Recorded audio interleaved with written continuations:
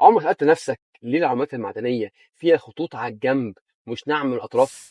زمان لما الفلوس كانت معمولة من ذهب وفضة حقيقيين كانت قيمتها جاية من قيمة المعدن نفسه، مش من الرقم اللي مكتوب عليها.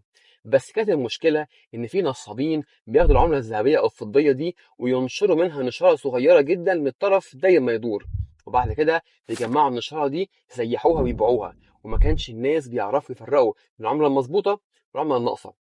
فبقى ما فيش ثقة في العملات المتداولة، وكانت الحلول المتاحة مش عملية، زي مثلا إن كل مرة لازم توزن العملة اللي بتاخدها. وهنا بقى دخل إسحاق نيوتن في القصة، نفس اللي اكتشف الجاذبية، بس وقتها كان ماسك دار صك العملة البريطانية، والكلام ده كان سنة 1696.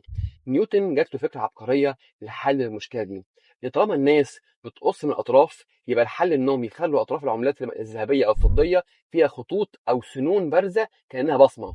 فكده أول ما حد ينشر حتة الخطوط دي هتختفي أو هتتشوه، وساعتها أي حد يشوفها هيعرف إن العملة دي ملعوب فيها.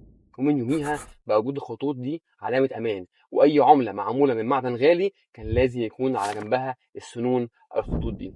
لحد النهارده حتى لما العملات ما بقتش ذهب ولا فضة، فضلت الدول محتفظة بالخطوط دي احتراما للتاريخ.